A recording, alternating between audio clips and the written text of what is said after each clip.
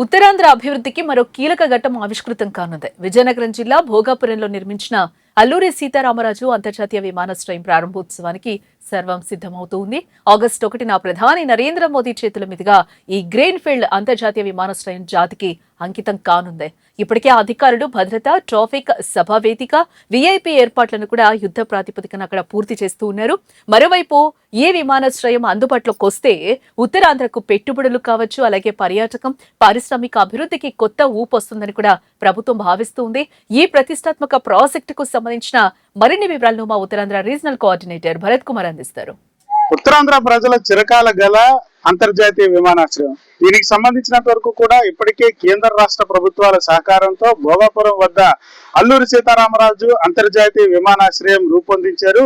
దీనికి సంబంధించినంత వరకు ఆగస్టు 1వ తేదీన ప్రధానమంత్రి నరేంద్ర మోడీ చేతుల మీదుగా ప్రారంభోత్సవానికైతే అంగరంగ వైభవంగా సిద్ధమవుతున్నటువంటి పరిస్థితి కనిపిస్తుంది. ప్రజెంట్ మనం భోగాపురం అల్లూరి సీతారామరాజు ఇంటర్నేషనల్ ఎయిర్పోర్ట్ వద్ద ఉన్నాం. సుమారుగా ఈ ఎయిర్పోర్ట్ కు సంబంధించినంత వరకు కూడాను 4750 కోట్ల వ్యయంతో ఈ విమానాశ్రయాన్ని అయితే రూపొందించడం జరుగుతా ఉంది. సుమారు 2203 ఎకరాలకు సంబంధించినంత వరకు కూడా ఈ నిర్మాణం జరుగుతున్నటువంటి సిచ్యువేషన్.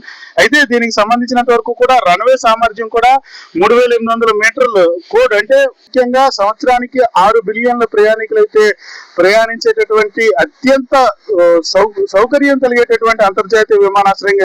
ఎక్స్టర్నల్ గా ఉండేటటువంటి లుకింగ్ కి సంబంధించినంత వరకు కూడా ఇప్పటికే తుదిమిరుగులు పడుతున్నటువంటి పరిస్థితి. ఇప్పటికే అన్ని పనులు కూడా పూర్తయిపోయినటువంటి సిచ్యువేషన్.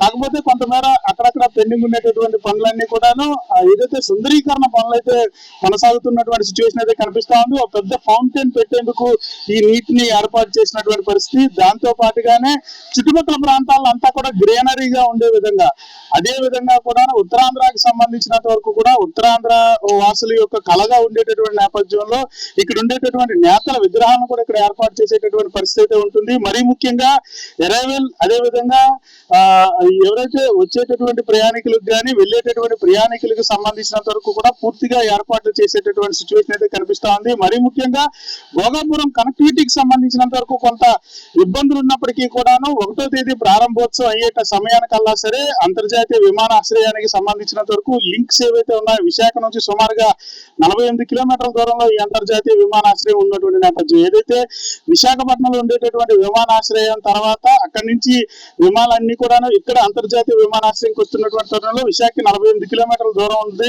ఈ నేపథ్యంలో 2 గంటల సమయం పడుతున్నట్టు కూడా కొంతమంది విమర్శలు చేస్తున్నటువంటి పరిస్థితి. డొమెస్టిక్ ఎయిర్లైన్స్ అక్కడే ఉంచండి, ఇంటర్నేషనల్ గా ఉండేటటువంటి ఫ్లైట్స్ అంతా కూడా ఈ భోగాపురం ఎయిర్పోర్ట్ కి తరలించండి అంటూ కూడా చెప్తున్నటువంటి పరిస్థితి. కొంతవరకు ప్రజలకి దూరమైనప్పటికీ కూడాను ఏదైతే అంతర్జాతీయ ప్రమాణాలకి సంబంధించినంత వరకు అత్యంత అనుగుణంగా ఉండే విధంగా, అంటే ఈ ఏదైతే ఎయిర్పోర్ట్ కు సంబంధించినంత వరకు కూడా అంతర్జాతీయ విమానాలతో పాటుగా అన్ని విమానాలు ఇక్కడ ల్యాండ్ అయ్యే విధంగా కూడా ఏర్పాట్లు చేసినటువంటి పరిస్థితి. ప్రయాణికులకు ఇక్కడికి వచ్చిన తర్వాత ఇక్కడ నుంచి పికపింగ్ పాయింట్స్ కూడా ఏర్పాటు చేసినటువంటి పరిస్థితి మనం ఎదురుగా చూడొచ్చు. అవతల వైపు ఏదైతే 2 బిల్డింగ్ కన్స్ట్రక్షన్ లో కనిపిస్తా ఉన్నాయో అటువైపే అంటే లోపలికి వెళ్ళేటటువంటి ప్రయాణికులు అందరూ కూడా లోనకి వెళ్లేందుకు కూడా ఆ విధంగా వెళ్లే విధంగా కూడా ఏర్పాటు చేసినటువంటి పరిస్థితి.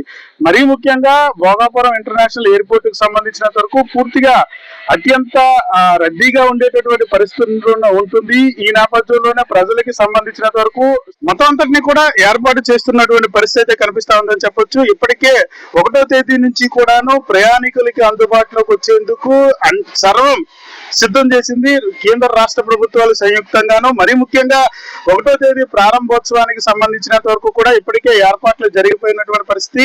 మరి ముఖ్యంగా రాష్ట్ర ముఖ్యమంత్రి చంద్రబాబు నాయుడుతో పాటుగా కేంద్ర వైమానిక శాఖ మంత్రి కింజరాపు రామ్మోహన్ నాయుడు కూడా ఇప్పటికే ప్రధానమంత్రికి ఇన్విటేషన్ ఇవ్వడం, ఆహ్వానం పలికినటువంటి పరిస్థితి. 1వ తేదీన నుంచి కూడా ఆగస్టు 1 నుంచి ఈ అంతర్జాతీయ విమానాశ్రయాన్ని రన్నింగ్ లోకి తీసుకొచ్చేటటువంటి ప్రక్రియ పూర్తవుతున్నటువంటి పరిస్థితి. మరి ముఖ్యంగా ఏవైతే పెండింగ్ లో ఉండేటటువంటి పనులన్నీ కూడాను సత్వరమే, అంటే త్వరితగతిన పూర్తి చేసే విధంగా కూడాను అన్ని పనులు కూడా అత్యంత వేగంగా జరుగుతున్నటువంటి పరిస్థితి కనిపిస్తా ఉంది. ఎవరి పర్సన్ నారాయణతో భరత్, వేద టీవీ, అంతర్జాతీయ విమానాశ్రయం నుంచి.